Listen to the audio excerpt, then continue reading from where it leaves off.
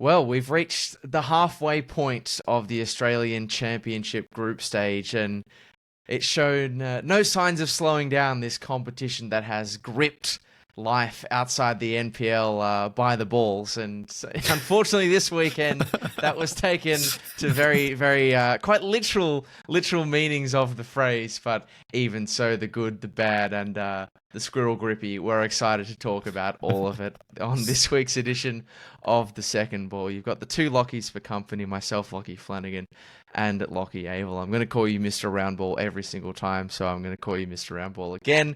And joining us from South Australia, well, I could maybe call you Mr. South Australian Football, but it's a competitive title. You're definitely in the upper echelons. Antonis Pagonis, great to have you on. Thanks for having me. It's a good place to be. We've got a lot of people doing a lot of good things, and I feel like Homer Simpson. I'm seeing four Lachies here. It's quips like that really make SA great. That's what you're here for. That's what you're here for. Haley Routley school of Simpsons references. Very good. Well, it was a good weekend for SA football, and we will get to that group. But let's start with Group B this week. We do like to chop and change, where of course Marconi and Heidelberg were both very big winners on the weekend in a group that was billed as the group of death, is not necessarily shaking out on the pitch as we anticipated. And I think there were quite a few things, Lachie, that didn't shake out as we anticipated on the pitch over at Marconi Stadium on Saturday. You want to talk about it? I'm clearing the lane for you to talk about it. Thomas James, should it have been a red card? Did we miss a trick? What was going on at the Palace on Saturday? Look, Lachie, I've spent probably a good part of the last 48 hours trying to think of the best way to word the joke. And I didn't come up with anything as good as what you did off the top of the show. So well done. Congratulations. Look, absolutely, it's a red card. It's a bit of a moment of madness. I think clearly for me, Antonis, that the referee just hasn't seen what has happened, right? The assistant referee is on the backside, like he's got the player's back turned towards him. They just haven't seen the very literal interpretation, as you say, of grabbing the competition by the balls. That's what happens. And I think on a bigger picture, I think the one angle you could take on this is VAR and its effect on the game. And I think when we watch so much high-level professional football, all the complaints about VAR are very well known. It takes too long. Referees sometimes re-referee the game at the wrong moments, and it's not as pure. You can't celebrate goals. But it is nice every once in a while, Antonis, just to have the reminder of actually why we have it in the first place. It's one of those things that the grass isn't always necessarily greener on the other side. And we live in the world where you always want to be on the other side. That you've got the A-League, scrap it. And then you come to Championship and stuff like this happens when just unfortunate timing, unfortunate positioning. Everyone else can see it except a couple of people that really need to see it. And you opened up Pandora's box. But what can you do? You have to just accept it and just call it part of the quaint charm of the competition that you're not going to see many competitions around the world anymore. We have had a couple of decisions like that, but without them, how can we make these lovely jokes on these podcasts? So take it with a grain of salt. Is it maybe the rare instance where the competition is worse off for having the amount of cameras that it has? I say that tongue in cheek, but this being the Saturday 5 camera, the Saturday 1 p.m. 5 camera SBS main channel game meant that Thomas James could not have been caught more in 4K if he tried than what he was doing. I thought you were going to say red-handed there for a second. That would have been dangerous. I think Anton Mlinaric's shorts were white, but anyway, I wasn't paying that much attention. Yeah, it's never been a worse time to try and do something like that and get away with it. Maybe on a one-camera NPL broadcast, the cameraman is unsighted or their vision is elsewhere or something like that, and you're relying on the commentator to summarize. But the advent of replays, no such luck. But look, again, I think it is also comes back to that continuous question we've had of expectation management and like what do you actually want from this tournament? What do you want from semi-professional football, or what should your expectations be when semi-professional football is given this professional sort of glamour at the same time? And this is maybe one where it's a miss, but I guess it's up to other people to decide whether, with no way to re-referee that decision, whether or not you are comfortable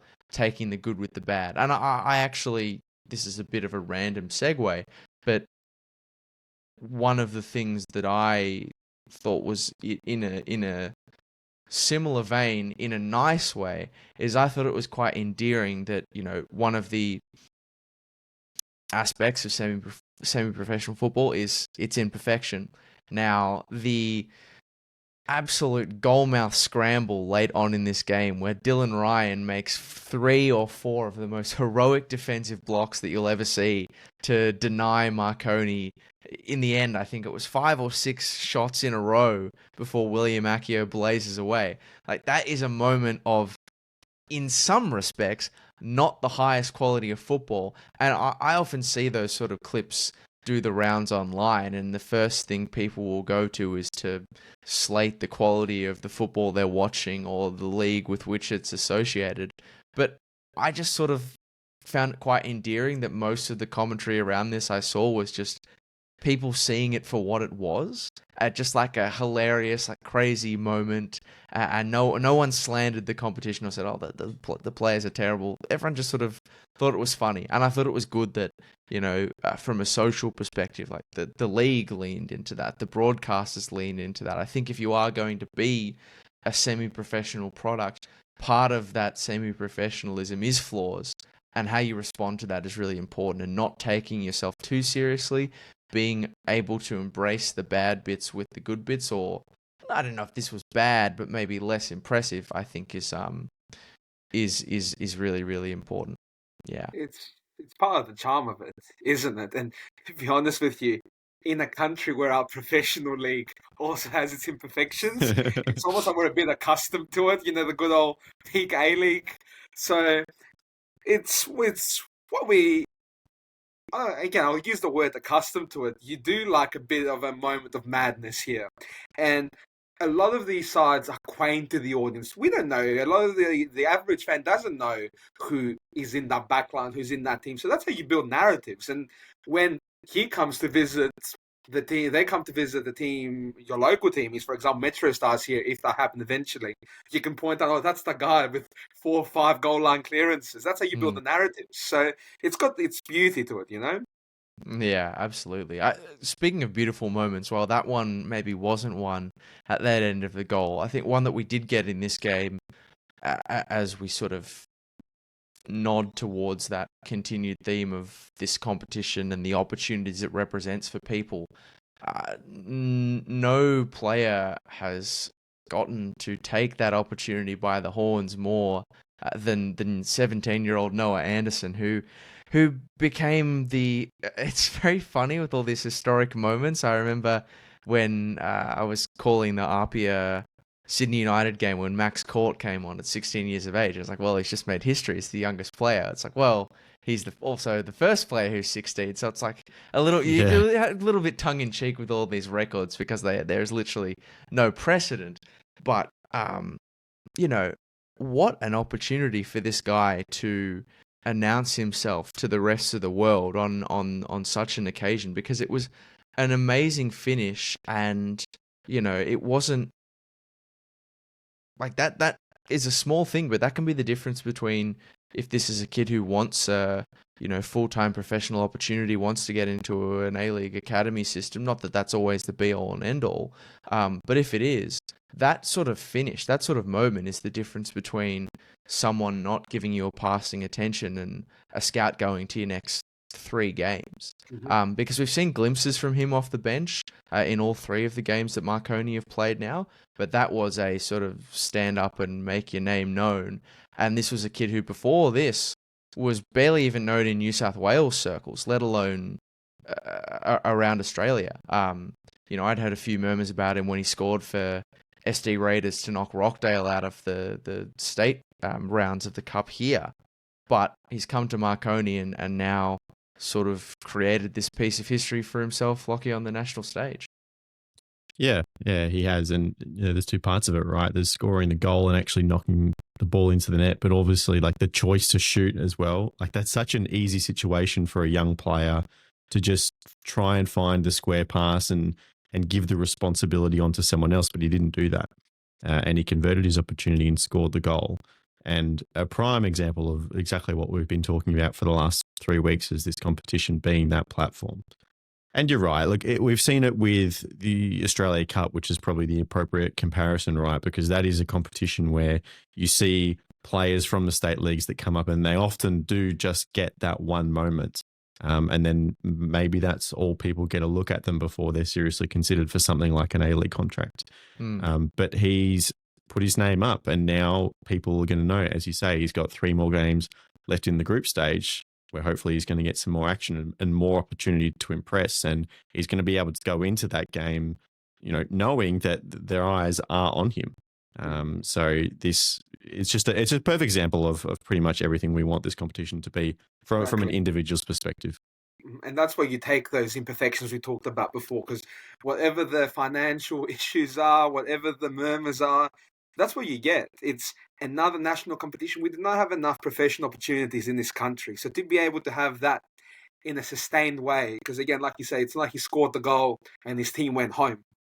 You've got 6 games minimum to make an impact. So it's such a good platform. And now with the A-League, you've got such a big gap between the young players and the experienced players that even the guys in those middle ages can make a name for themselves and potentially pick up a contract to fill those slots. So it's just a great opportunity for everyone involved. And our football in this country is better off for having it.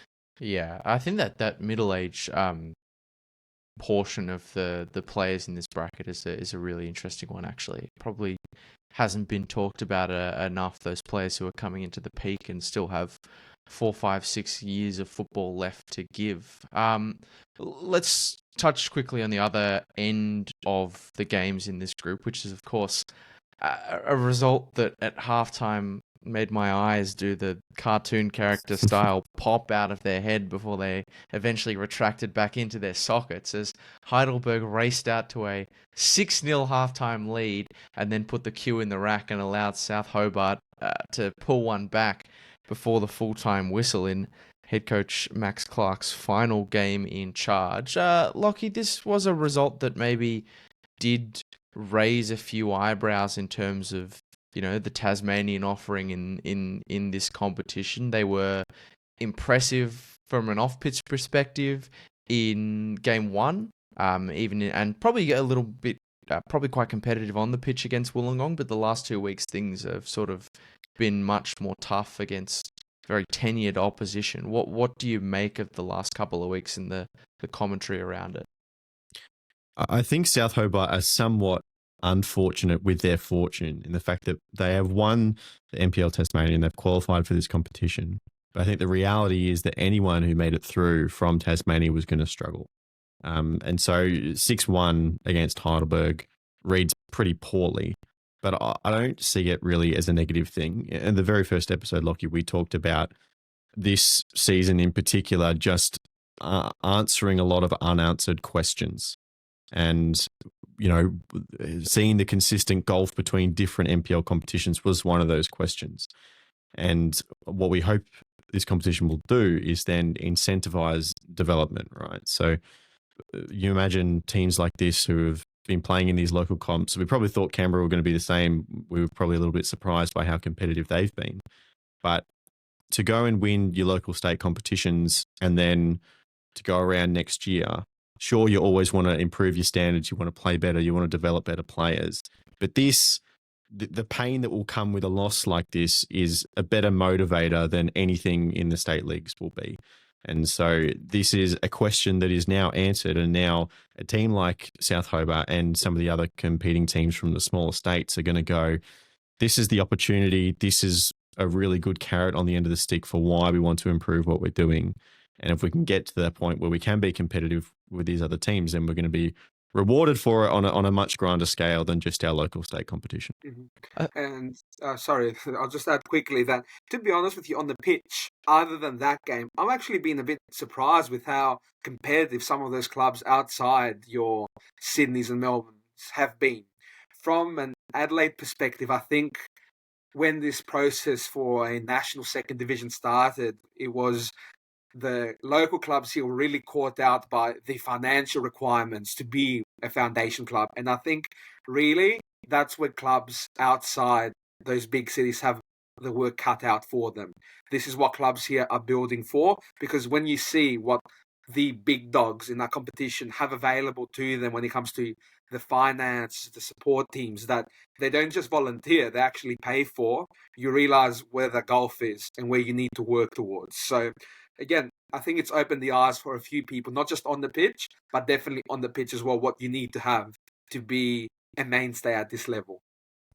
And I think regardless of how these teams are faring, like some of them are doing probably better than we anticipated. Some of them are maybe performing more true to expectation. But for the teams that don't have a great record in the Australia Cup, for example, right? Think how minimal their prior exposure is to national football and to away travel. Like Tasmania, with the greatest of respect, WA, the ACT teams are usually, Northern New South Wales as well, are usually round of 32 exits. They play one national game, it might not even be away, and then that's it. That's their year's worth of exposure to national football. So all these teams now are getting 6 weeks worth of information, good or bad, that they can use to take into, be it an Australia Cup run or a future installment of the championship. So it has been disappointing. I guess it does prompt as well, like the argument of the signings and building the squads, because Bayswater is a bit of a different kettle of fish, but one approach we've seen from Moreton City and from Canberra, Croatia in particular, is to really target the cream of the crop in their local NPL for this tournament. And we're seeing Moreton City not so much, that's still waiting to bear fruit, but Canberra, Croatia are certainly starting to see some returns in that regard. One team that didn't really go down that approach, but I am interested to talk to the man who's joining us tonight about why, as we move into Group D, is the Metro Stars from South Australia, who finally got their first win in the championship, got their campaign off and running with a come-from-behind victory against Sydney United at Adenza Park. Antonis, what have you sort of made of their run through this tournament so far? They are, an impressive side when they put their best football together. They're well regarded by coaches outside of the state from my conversations at least. But to this point, until the Sydney United game, it hasn't quite clicked. There are players missing. Were you surprised that they didn't target a few more sort of top names in NPLSA to bolster this squad? Yeah, look, the biggest loss Metro Stars had happened before the competition even began, and that was Owen Windsor, their striker, league's top scorer, didn't re-sign with the club. So before the competition started, the club internally told the players that if they want to play in the championship, they need to commit for season 25-26 in the NPL, and Windsor's looking for professional opportunities also, so you couldn't commit. They weren't able to secure a striker in time for that. And again, if you watch a Danny Greystone side play, he's really got a particular mold of a striker that he goes after. Tall, physical, but good with the ball at his feet. You look at the last 3 top scorers in the NPL SA, all from Metro Stars. James Tamolkovsky, Ren Nagamatsu, Owen Windsor. That's a real prototype of a striker that Danny's got going for him. Wasn't able to secure one of those before the championship started, and it's all left to the shoulders of young Jake Porter, who's a very talented young striker, very different to those past 3 names. Again, has improved a lot holding up the ball, doesn't have the physical stature of those players or the senior experience, to be fair to him. And you really saw that in the first game against Apia. Apia do have more quality, more physical. But again, when Metro Stars got those chances, couldn't finish them off. That was even more apparent in the second game at Bayswater, where I actually think Metro Stars played a really good game. Everything until that final touch. Very similar to Adelaide United on Monday against MacArthur, to be honest with you. Created chances to win it, didn't take them, and the moment of madness in the other box cost them. And that finally clicked for them in that game against Sydney United. And credit to them, because 2 games down, you're this high-scoring team that hasn't scored in a couple of hours of football. You're a goal down against a team that has been very flat so far in Sydney United. They were able to really turn it around. And I think that second goal, you saw that combination between Satira and Tom Visser really showed you what they can do. Now, the issue for Metro Stars moving forward is they still haven't replaced Owen Windsor, of course. The highest scoring midfielder in our local competition, Cam Woodfin, is down with an ACL. And new signing, Donati Nyonkuru, who looked really good against Apia, is also out for the tournament. So, yeah, they really have the work cut out for them replacing them. But, yeah, at least they've got a moment of positivity there that they can kick on the campaign after that win at the Denza Park. Antonis, I'm curious. We talked a little bit in previous weeks about the mentality of certain clubs going into this competition. Obviously, with a lot of the foundation clubs, there is this idea of coming back to a platform that they were owed. But from a Metro Stars perspective, we've seen them have forays into the Australia Cup. But as a lot of these kind of like one club states, this is an opportunity on a longer scale. It's not just one loss and you're out. It's 6 weeks to kind of prove yourselves almost over an extended period of time. And it felt like Metro Stars are one of those teams that felt like they were primed to really leave an impression. Yeah, they definitely weren't. They were hoping and expecting that to be. But again, it hasn't worked out that way yet because there's a key part of their puzzle missing. And again, these injuries haven't helped. But what can you do? It's one of those. They haven't really. The only player that really signed was Donati Nyonkuru from the local league from Adelaide, Croatia. When you look around the league, there wasn't that player they wanted, that striker, because I guess they have had the striker of the competition the past few years. There were good players around the pitch they could have picked up, but when you look at their team, they're very well stocked everywhere else. They picked up a Tasmanian goalkeeper to back up Cody Orstrike because the goalkeeper after Orstrike is only 16. So they've beefed up everywhere across the pitch except that one position. And again, it's the one that's really let them down. And for me, I reckon by the end of that competition, it's the position they're going to look back and say, geez, I wish we had a bit more there to play the game they want to play. And you have to remember, clubs like Metro Stars in the local competition, in most weeks, they're performing spectacularly. They almost have it easy, you know what I mean? And when you enter a competition like this, it's no longer going to be you bossing the game and creating all the chances. So having a striker that can take those chances when you need them is even more important. And for me, was that Bayswater game that really showed what they're lacking. Do you think they'll regret that decision to say you have to sign on for the next season just because of the I guess, importance of that one player to this opportunity? I think so. And again, it's one of those things that would you rather have a player like Owen Windsor for a couple of games, even if he leaves halfway through? I think they have to weigh it up. But again, definitely, if not keeping him around, failing to find someone else to take that spot. Because again, it's a great experience for a Jake Porter, and he's going to benefit in that in the long run. But when you need points now, you need a solution that's available now. They do have a player who's also gotten injured, but he's a very peculiar one. He's built a bit more like a Nagamatsu or a Temelkovsky, Mitch Miller. But very interestingly, they picked him up from the amateur leagues in South Australia. So not a second division, not a third division, the amateur leagues. And he was really spoken about as a diamond in the rough. And he's shown that he is capable. And to be honest with you, in a game like Bayswater, I think someone like him could have made the difference, even if it was just his physicality that really upset a few of those defenders. But unfortunately for them, he's gotten injured as well.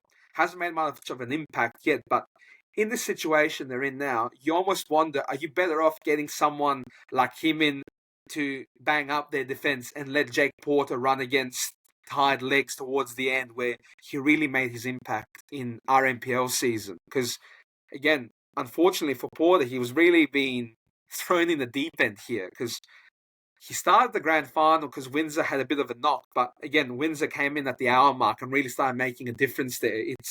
Currently it's Windsor, it's Porter or bust, and it's really hard coming up against defenses like Bayswater, who only conceded like 16 goals in their own NPL season. You're not coming up against a struggling side. You're coming against the best of another state. Yeah, and I mean, I think the contrast to a Noah Anderson at Marconi is a good example, right? Like, you want these players not thrown too far into the deep end to begin with, and he's benefiting from the fact that when he's coming on in games, yeah, he's only scored 1 goal, I know that, but he is running at tired defenses that have been worn down by the grunt work of Damien Sekenis, the threat of Sekenis, the never-ending running of Mario Jesic in behind of Marco Jesic, sorry, in behind him. I think it ties back at this point though about Danny Greystone and his sort of long-term vision with building this squad, links into that concept of learnings. What do people discover from being in this environment? Because a lot of clubs have gone about that differently. You know, there are clubs, just off the top of my head, you know, Jim Kresnar at Broadmeadow Magic has got a 19-year-old in Aaron Cox, who I think the last 2 weeks has been their most exciting attacking player. He ripped Sydney Olympic to pieces, and now he is signed for 2026 in northern New South Wales, but he's made absolutely no bones about the fact that he wants to, you know, play professionally. And Jim Kresnar has said, okay, you've got that contract there, but if you find something else, you'll leave with our blessing, basically. Will Accio, the Canadian at Marconi, is the same. His contract is only for the championship. They're having discussions about a long-term future, but he wants to get into the A-League, and he's open about that. And so maybe that's something where Metro, if they are to appear again, might think differently. Still a live chance in this group, particularly now they've picked up that win, but their task not made easier in some respects by the shock of the Australian Championship weekend, Lachie, in Bayswater City, getting it done not just against Metro, but now against West Apia, one of the favourites for the tournament. I don't know what they're doing. I don't know what's in the water at Bayswater, but it is it's clearly working very well. And one of the things we were fascinated by is the away trips, the effect that could have on this tournament. And it feels like Bayswater have really made Frank Drago into a fortress, into a really, excuse my French, but shitty place for other teams to have to come. 100%. You talked about the travel factor earlier and that exposure to national level football, and I think Bayswater are definitely taking advantage of that too. Really, you probably can't put too much of a tag on it, but the 1-0 victories, right? There's always some element of mental fight or just desire to get something like that over the line. And, you know, we were pitching last week the Metro Stars Sydney United game as potentially do or die for a team that loses that. I think the fact that Bayswater have picked up this win now brings them to 7 points with Apia on 6. That pretty much puts Sydney United out of it for me. So all of a sudden this group tightens up. And we had Matt on last week and talked a little bit about the history of the club and their motivations coming into this tournament. And I think for most people, they've now emerged as that kind of dark horse that's a lot of people's second clubs if, you know, they're supporting someone else, that they like the idea of the one club state kind of popping up and really bringing it to these giants of the competition, and none more so than West Apia on the weekend. And I just you want to really, with just on the one club state, mention Olympic Kingsway as well. That had a great run in the Australia Cup. It's been a good year for WA football. And if they can make it out the groups, it's knockout after that, So who knows? They can do some damage. You see what they've done to Apia. We talked about the defensive record earlier. They're coming across as a really interesting one, and one you really don't want to go up against. But again, in the groups, we see that how much of a difference a game makes. We talked about Metro Stars missing a striker. Well, they take one of those chances away in WA, the group looks completely different. And I guess it's the beauty of this format because there's so many ifs and buts and talking points. I'm surprised, Antonis, as the resident Greek Australian of this podcast, that you have made absolutely zero Euro 2004 comparisons with what's brewing at Bayswater here. I made it earlier, about an hour ago. On the podcast. I've used it up. There you go. I'm more than happy to reheat this one in the second ball microwave. That's fine. I will say as well. After seeing them at Adenza Park after round one, I bought a few Matt Sparrow stocks early, and I'm ready at some point to cash in on my investment. I would be surprised if there aren't a few other NPL clubs, even if it isn't the sexiest football. The irony of playing Franco Parisi's Apia and doing that, it's sexy football against whatever the opposite of that is, but it's working, and I'm sure other NPL clubs are starting to take notice in what Matt Sparrow is doing.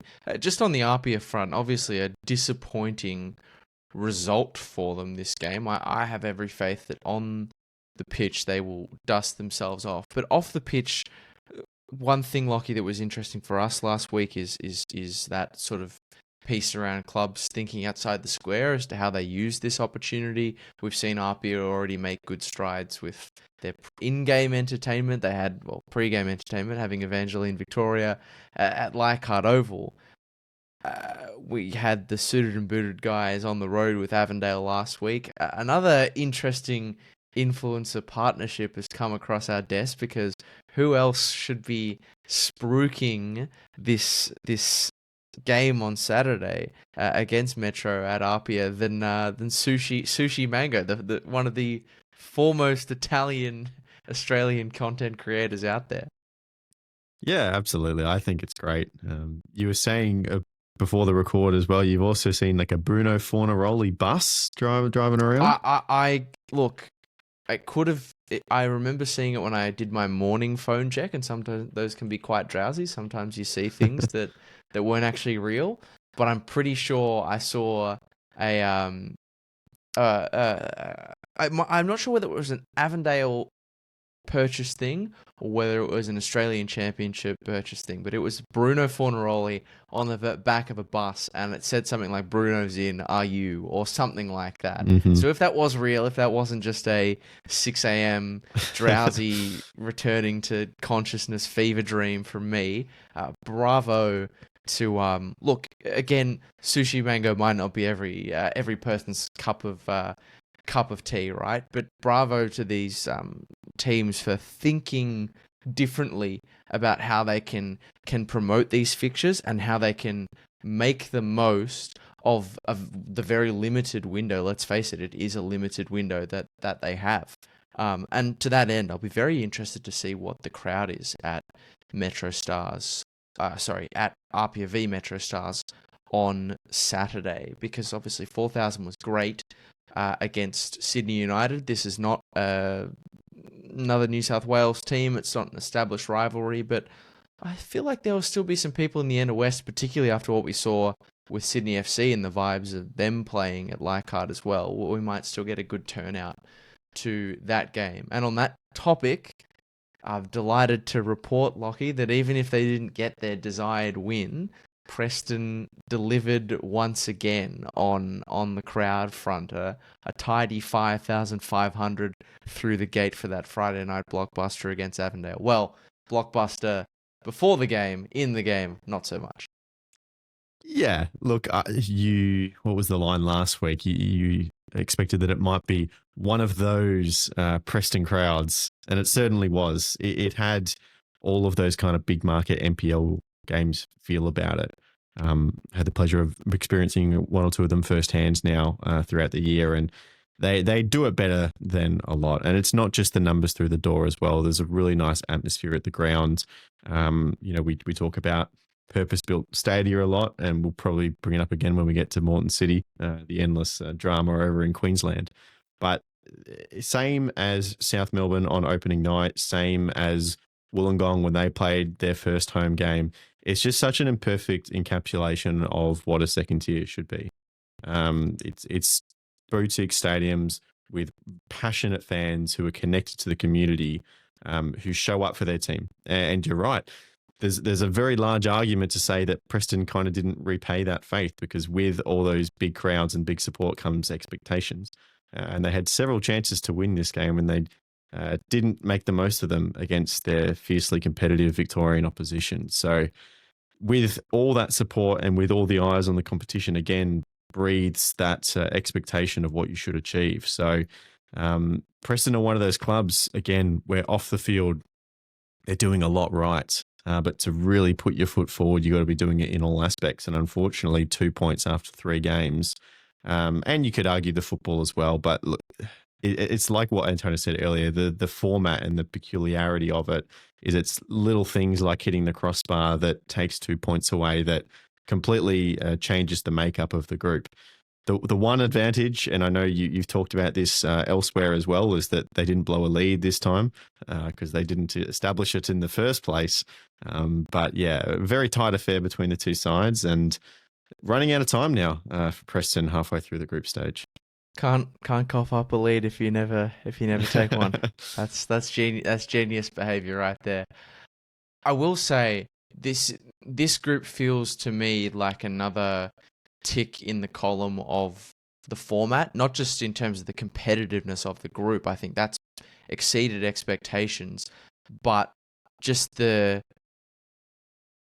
concept that you have time, but you also don't have time, that these two weird things that sort of exist in tandem. One of the things that I really loved about this weekend is that in 2 separate games, I saw a team send a keeper up for a corner in stoppage time. We saw West Apia do it. There could have been more, but we saw West Apia do it against Bayswater in the 90-odd minutes, and I saw Broadmeadow Magic do the same thing against South Melbourne. This is for a game that is marked on the team sheet as round 3. So that shows you the sort of meaning and the significance for these teams. Preston, I think. Just before you move on from that, like, desperation point, like, I'm not sure if there is such thing as a good second yellow card, but if there is, that was absolutely the example of it, right? It's those fine margins of, well, it's really late in the game. I know I'm on a yellow, but if I get him outside the box, then we're probably a good chance to take a point away. And if I let him through, then he has a good chance of scoring. So take the man or the ball. It was obviously very true in that case. And it's just one of those moves that is that really small advantage that makes a lot of difference. Yeah. So especially the ones that are not foundation clubs. Like, when are you going to be in this again? Who knows? It might be next year. It might not be next year. So you might as well make an impact while you're here. Yep. And that's one thing where, like, Preston, you know, it is interesting for the foundation clubs knowing they've got that second year lined up. Like, obviously you want to capitalize on all the opportunities that you can, but Preston, not to apologize for their poor start in this tournament, but they are the one unique one in that all of the foundation clubs, by and large, have been well set out in their respective competitions. For, I think Marconi were relegated but came up from the second tier in 2017. So most of them have 5-6 Won the league years as well. Yeah. So most of them have at least a decade now of established presence at the top level. And whereas Preston have come into this year not just having to build a squad that they think will compete in one of the strongest NPL leagues across a 26-round season, but they've also had to build a squad for this the whole time. So they do have quite a unique proposition. And in the same way that, you know, we've seen some teams suffer from the fact that they weren't expecting to be in this tournament, I think Preston longer term will benefit from the fact that they know they'll be there next year once they have their feet under the table. But that's a watching brief. There is still, of course, much football left to be played in the group stage, and Preston very much could well still escape from that group. But things stand, it's looking pretty good for little old Spirit. It's looking very good as well for Preston's rivals, South Melbourne, who are one of two teams alongside Heidelberg United, two Victorian teams. I'll leave you guys to draw whatever conclusion you like from that particular observation. Yes, Greeks but are awesome. yeah, well, again, I left it open to interpret it however you like, and there is one such interpretation. They made it 3 wins from 3 halfway through the championship in Group A. They got the win against Broadmeadow Magic at Magic Park, and Sydney Olympic saw off Moreton City, a really important win for Sydney Olympic. And again, all of a sudden, a team who looked like Antonis, they were in like panic stations, crisis mode at Belmore, now all of a sudden go into this massive derby match with South Melbourne at Kogarah this weekend with belief again, with reasons to believe they can do something meaningful in this group. That's it. They've got some very handy players. Someone like Ali Orgler, I do not know what he's doing in a championship competition. For me, he's an A-League player. So they've got players to do damage there. And again, they made South Melbourne nervous on the opening night. They made them work for it. But again, now 3 rounds in, established in the competition, South Melbourne are a lot more confident about how they go about it. Can you land the punch here? Again, people may say, 3 wins from 3, you're due. And off performance, you're due to drop points, but it doesn't work that way. You need to go and make them work for it. They are where they are for a reason. And again, where they're at now, very tight Olympic with the teams below them. It's only, I believe, a difference between Magic and Moreton City. So literally every goal counts here. Even if the game's not going your way, you can't afford to just wave a white flag in this group. So again, it's the beauty of it. So much can happen on any given match day, and this table can just look wildly different than it did the week before. You mentioned Ali Oglar. I think this is such a great group to re-raise that continued point of players who are being afforded the opportunity to shop themselves for a full-time professional contract. In Oglar's case, it would be a return, because I can't help but feel like over in South Melbourne's team as well, there are a few people who are pressing their case for that as well. Jack Painter-Andrews is a player who's never played in the A-League.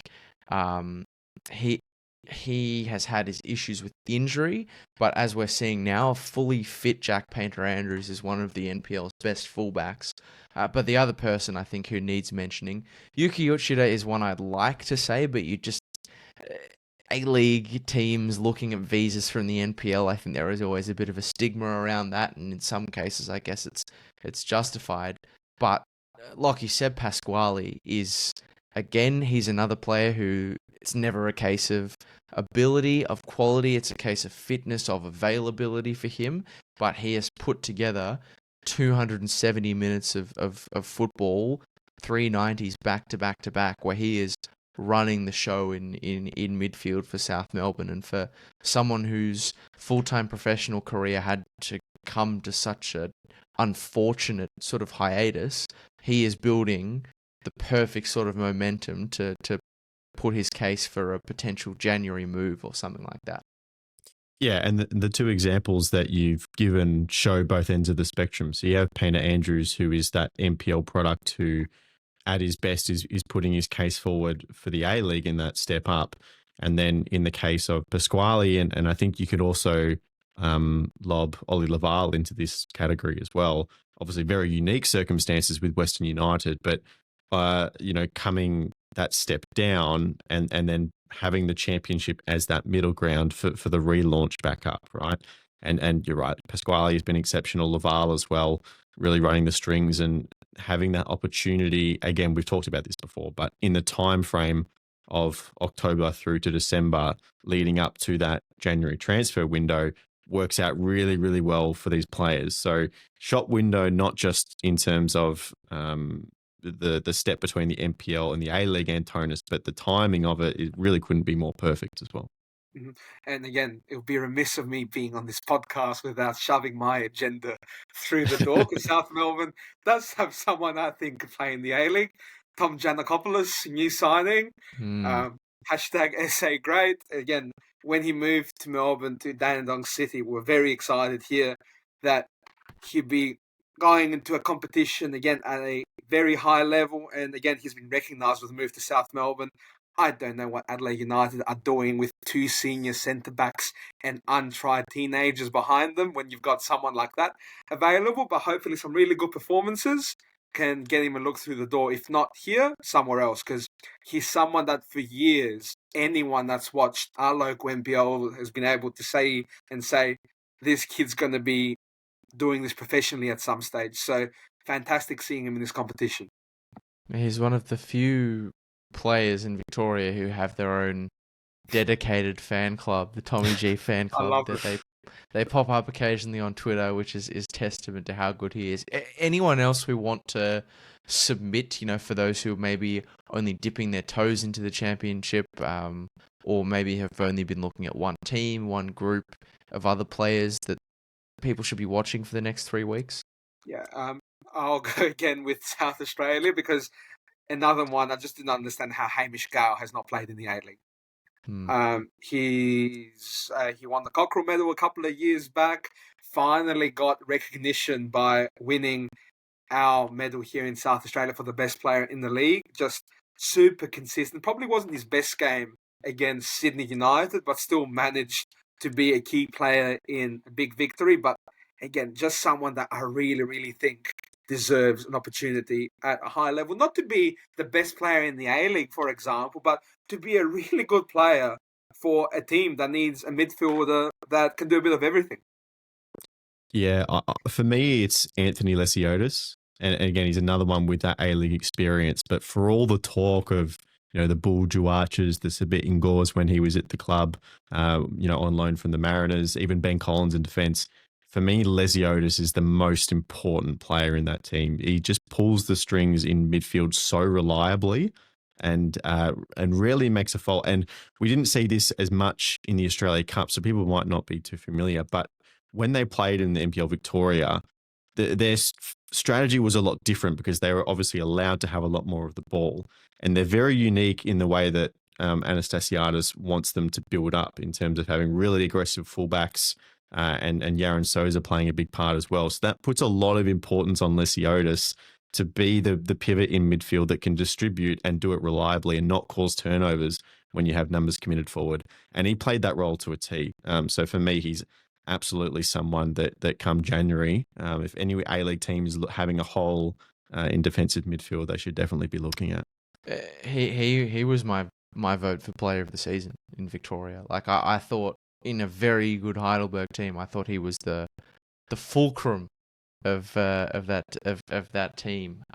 Yeah, absolutely. I mean, I think maybe he needs to head to the Mariners if John Anastasiadis is going in that direction. Who knows? That's a name that's been linked, and maybe John Anastasiadis is the Lesiotis whisperer. Because I think the only thing that counts against him is he's had, I think, opportunities at 3 different A-League clubs now, and it hasn't worked out. Sometimes people might look at that and think, well, what would be the point in giving you a 4th? But I think he's become a very different player to the one that he was in the A-League, and people can change with time. People can build parts in their game, and I think Heidelberg have helped to bring new layers to his game, and like to evidence you the point about Heidelberg players. I mean, Sabit Noor. Okay, maybe the Mariners are not the glitterati of the A-League, it seems, this season. The 50-50 record so far. But Sabit Noor has started back-to-back games at A-League level since coming off a season of NPL and hasn't necessarily looked out of place. So I think there's certainly going to be plenty of players that will be crossing their fingers and toes that this might materialize in something more meaningful for them. And they'll have every chance to press their case in the 3 weeks that remain. Gentlemen, this weekend, it's another big one. It starts on Friday. possibly one of the biggest games of the championship since the opening game. And I'm not just saying that because I'm calling it. I'm just saying that because it's a top of the table clash and a very important one in Group B between Heidelberg and Marconi at the Palace, the first taste of Friday night football for this resplendent venue. Is there anything this weekend that's jumping out at you as what you're excited to see From this game? from any game, from the entire weekend? Again, obviously keeping an eye out for Metro Stars for South Australian reasons, but for me, as much as you look at that game, I'm having a look at how Sydney United go with the dreaded trip over to WA, because almost this group feels to them like a bit of a free hit now. Nothing's gone your way. Can they do something against Bayswater City that might give Metro Stars a bit of a kick up that you can get this done? So I'm looking forward to this. Sydney United, again, they have been a disappointment. Sometimes when you've got nothing to play for is when the shackles come off and you can express yourself. So I don't know if I'm being overly optimistic, but it's something to look out for. Because again, sometimes those groups where everything's competitive can be interesting, but other times a team kind of falling behind everyone else can throw a spanner in the works. So very interested to see how it goes there. I'll be boring again and pick the obvious one, but it is obvious for a reason. Sydney Olympic against South Melbourne back over in Sydney. I'm not sure if you've heard any whispers, Lachie, but I'm sure there'll be a decent travelling crowd from a South perspective. So to see anything close, honestly, to what we saw on opening night in terms of atmosphere and the sense of occasion and events behind it, now with all the competitive factors on the line as well, especially for Olympic, it's going to be a great game for sure. Yeah, the more I look over the weekend, the more I really think there is a lot to like about it. I mean, Moreton City and Broadmeadow played a fantastic game. Just to run you through the whole thing, obviously that Friday night game we've already mentioned between Marconi and Heidelberg United. The Super Saturday on SBS sees Canberra, Croatia hosting Avondale FC, so another taste of Deakin Stadium, maybe another upset on the cards. Round 2 of Sydney Olympic v South Melbourne from 3:15 at Jubilee Stadium. Then the Sunday slate is a really tasty one. Moreton City v Broadmeadow Magic. That's a game I'm looking forward to because the first meeting was great at 1 p.m. at Perry Park for them. Wollongong Wolves v South Hobart. That's a win or go home for basically both of those teams, depending on the result on Friday. West Alpia v Metro Stars, we have mentioned, also at 1 o'clock at Leichhardt Oval on Sunday. Then the 4:30 p.m. kickoffs. I'm glad I'm calling a 1 p.m. Sunday because it frees me up for a bit of couch time for Spirit v Preston Lions at Christie Park. You know, I might even try and go to that, actually. Because that looks like a corker. And then I have a funny feeling, gents. Final game of the weekend, Bayswater v Sydney United, 4:30 Eastern Time, 1:30 local at Frank Drago Reserve. Not to be contrarian for contrarian's sake, but I have a feeling Sydney United are going to win that game. I've been thinking about it, and I just can't shake that if there is a team who could maybe find a way to out shithouse Bayswater, it might well be Sydney United. But who knows? What I can tell you is that it's another exciting, intriguing weekend of championship football coming up as we turn towards the finish line in the group stage. Hope you're going to enjoy the weekend that's coming. Hopefully you've enjoyed the podcast you've listened to today. Antonis, thank you for blessing us with your company and helping to keep the SA Tourism Board happy. They've got another few attendees coming in the door to the great state. Do you want to plug Gather Round next year or something? Fringe Festival? We're not allowed to talk about that stuff on here, are we? Thanks for having me. It's been a pleasure. Lachie, great to chat to you as always. We'll be back next week, of course, to review round 4. Of course, if you've enjoyed the podcast, leave it a like, leave some comments on the YouTube. Second Ball Podcast is the place to search, part of the Round Ball Australia network. But until next week, it's goodbye for now. Have a great weekend of Australian Championship football.